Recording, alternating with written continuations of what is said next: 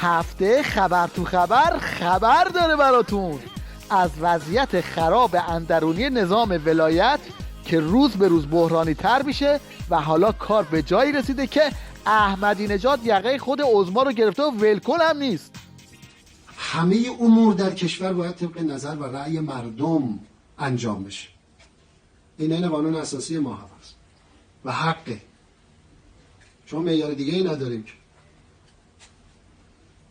غیر از نظر عمومی مردم معیار دیگه ای نداریم.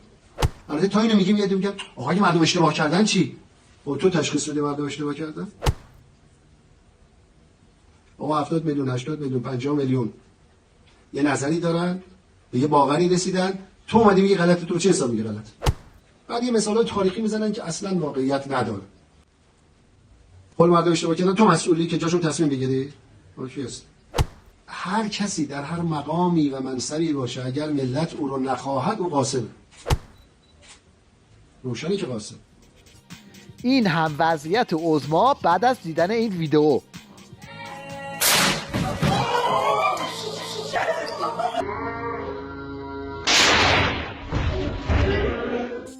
اون چیزی که آخوندا رو بیشتر از همه میترسونه علنی شدن این دعواهاست، چون خوب میدونن که شکاف در بالا انفجار در پایین رو به دنبال داره. انتقاد دارن در جلسات خصوصی به اصل جامعه نکشونن کار رو. این به جامعه کشوندن حرف رو زیاد میکنه، حرفا رو بیرون میبره، دشمن رو خوشحال میکنه، میگه در ایران چنینه. دوستان شما وعده های دوغکی شیخ فری رو در زمان انتخابات یادتونه میگفت یارانه رو قطع نمی کنیم؟ نکته دوم این که یک شایعاتی انجام گرفته در بخشی از روستاها از طریق ستادهای رقیب که دولت 12 میخواد یارانه رو قطع بکنه. یه همچین چیزی اصلا مطرح نیست. یارانه به هیچ عنوان قطع نمیشه. شرایط فعلی یارانه ادامه پیدا میکنه. حالا هنوز یه سال نشده علاوه بر قطعی یارانه گرونی هم بیداد میکنه. تازه این میگه آب و برق هنوز گرون نشده، جا داره گرونترش کنی. نه در سال 97 و نه در سالهای آینده آب و برق قطعا گران نخواهد شد، چون گران لغتی است که ما وقتی یک کالایی رو بیش از قیمت واقعی خودش خریداری بکنیم اون کارا از نظر ما گران هست و نه آب و نه برق هنوز فاصله زیادی دارن تا به قیمت واقعی خودشون عرضه بشن. این هم تیوی ریش و خنده به ریش شیخ فری با اقتصاد اعتدالیش. جناب آقای رئیس جمهور، ما هم به شدت از حقوق شهروندی حمایت میکنیم، اما فعلا حقوق سر برجمون یه مقدار به مشکل برخورده. با این حقوق فروشگاه شهروند هم این روزا به زور میریم، وگرنه کی از حقوق شهروندی بدش میاد. شما لایحه بودجه رو ببندید، ملت هم جوکاشو بسازن و همه چی شفاف به خیر و خوشی با هم پیش میره. بله، حالا خودشون با دست خودشون باد همدیگر رو خالی میکنن. How much is that? That's only $25. Wow.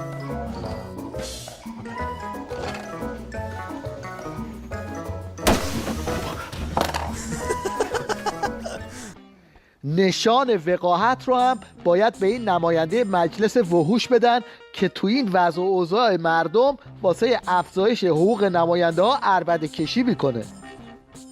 والله حقوق مجلس فاجعه است برای نماینده ها. آخه من نمیدونم بعدا نگه چرا یه نماینده مجلس دوست شد. نگه دیگه.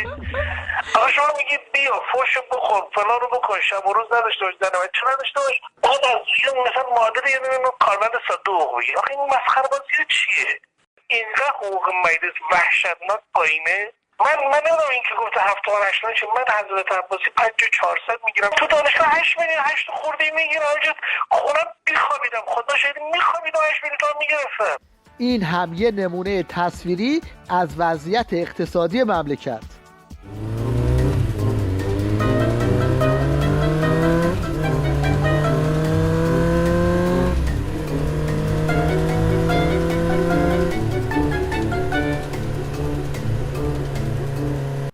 احتمالاً اگه وضعیت به همین منوال ادامه پیدا کنه باید شاهد چنین صحنه‌هایی هم باشیم.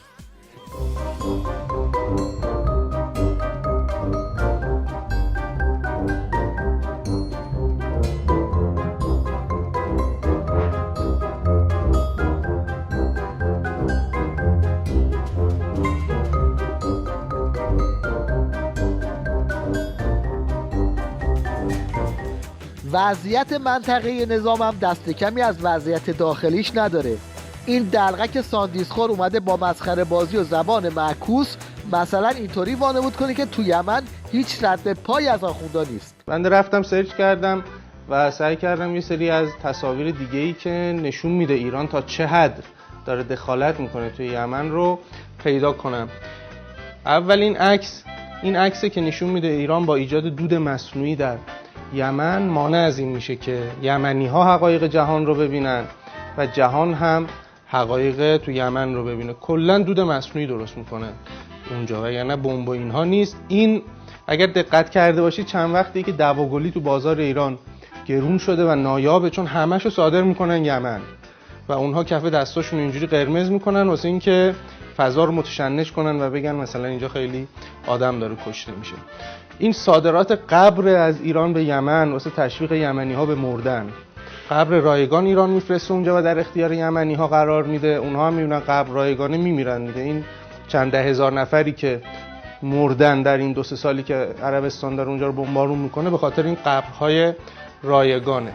البته این جوجه بسیجی یادش رفته بود که چند وقت پیش پاسدار قاسمی تعارفات رو کنار گذاشته بود و گفته بود ما تو یمن همه کاره ایم. من اگه جای نظام جمهوری اسلامی بودم مگر چه که خوبه برای رد گم کنی که بگن که آقا اصلا کی بود من نبودم دستم بود به ما چه، یه سری یمنی زدن یه جایی گرفتن به ما چه، حوثی‌ها ما نیستیم.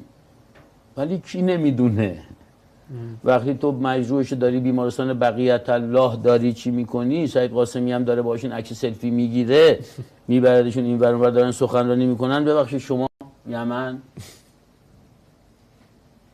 تنگه باب المندب اون نقشه بذار شما رو جلوت ببینیم که چه اتفاق بزرگی افتاده آقا.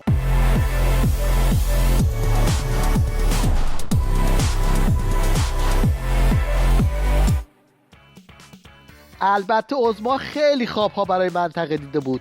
به خیال خودش میخواست تمدن نوین اسلامی راه بیاندازه، اما حالا از اون خوابهای پنبه دونه‌ای فقط لف لف خوردن شطوریش مونده. 2 هفته است از کشور یمن از تلویزیونش رسما از آن به سبک شیعه ها با شهادت به امیرالمومنین داره گفته میشه. حضرت آقا فرمودن خاورمیانه جدید به نفع اسلام رقم خواهد خورد. آقا میفرمایند اگه من بپرسن چه کاری دارید میکنید خواهم گفت ما تمدن نوین اسلامی را داریم شکل میدهیم. بچه تمدن نوین اسلامی داره شکل. این مار ترسناک ولایت که یه زمانی دور تا دور منطقه چنبر زده بود حالا یواش یواش داره جارو میشه.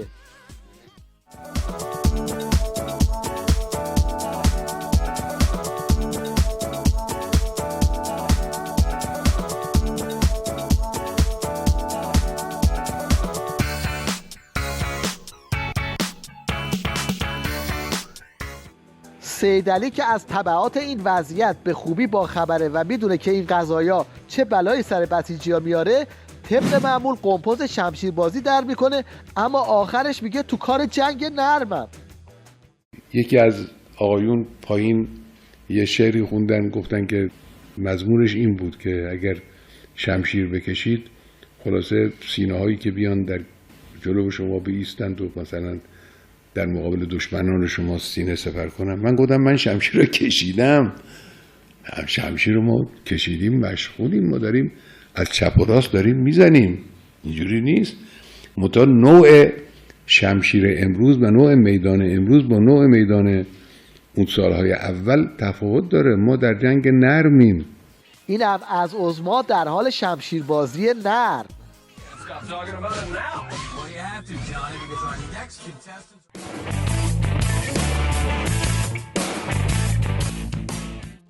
دلغک خمینی هم یکی دیگه از اون مدعیان جنگ نرمه که با یک فقر خاطره به میزان نفرت مردم از آخوندا اعتراف میکنه. گفت که من یه بار از خونه اومدم بیرون، دیدم یه کسی یه چاقو دست گرفته این پلاستیک زباله‌ای که پشت درخونه پاره بکنه. گفتم چرا پاره میکنی؟ چرا پاره میکنی؟ خب گفت میخوام ببینم شما آخوندا تو خونتون چه میوه میخوره، چه پوست میوه تو اینه، پوست موز، پوست خیار، پوست اندونه، یه رقم، 2 رقم، 3 رقم. این مشنگ مالکش هم یه دکون باز کرده به نام حزب مردم سالاری. بعد هی میخواد این رو بچسبونه به ریش ولایت. 6-7 تا کتاب در مورد مردم سالاری تا حالا نوشتم و معنا هم کردم. ببینید ما واقعا معتقد هستیم در نظام ولایت فقیه هم میشود مردم سالاری تحقق پیدا کنیم. خب ما همین خیلی زاویه داریم، حالا اسم نمیبرم، با کسایی که میگن آقا جان به محض این که بحث ولایت فقیه رو شما مطرح کرده یعنی باید ببوسید مردم سالاری رو بذارید کنار. ما اینو قبول نداریم. این طرف علاوه بر اینکه خودش شوته، با این جوابش نشون داد که شوت کردن هم بلد نیست.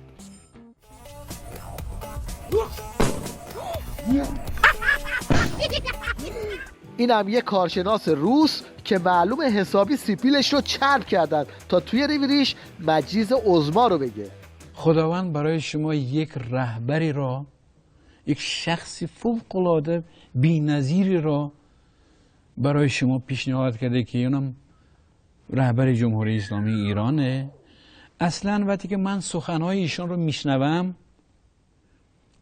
احساس میکنم که مثل یه پدر صحبت میکنه. احساس میکنم که یک مردی صحبت میکنه که از اون یک نور الهی داره خارج میشه. هر کلمه ایشون به قلب میرسه و مثل یک پیری خیرتمند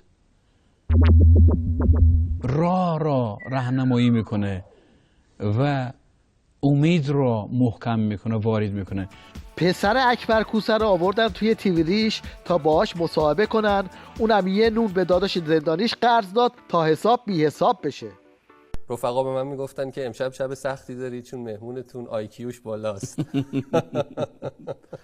البته این مثل بقیه مسائل مربوط به ما شایعه است، شما باور نکنید. نه ما باور میکنیم، چیز بدی که نیست.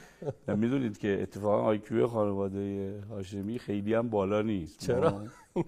ما معمولا جزو کنکوریای از 1000 به بالایی.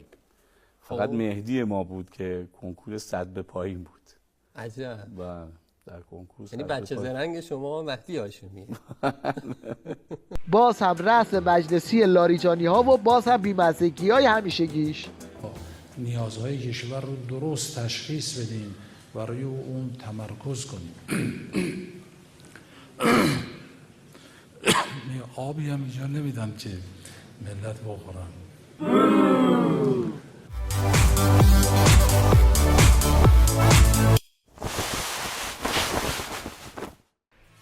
در پایان توجه شما رو به محاسبه عجیب و جالب این دختر کوچولوی هموطن جلب می‌کنیم که خودش تنهایی 6-7 تا ماشین حساب رو گذاشته تو جیبش.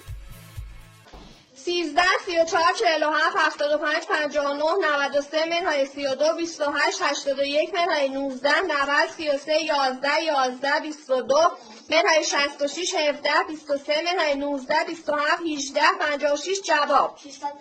آفرین. بعدی 14 13 23 10 13 15 13 30 74 منهای 64 منهای 15 39 17 28 45 40 32 30 منهای 36 منهای 18 56 17 جواب. 376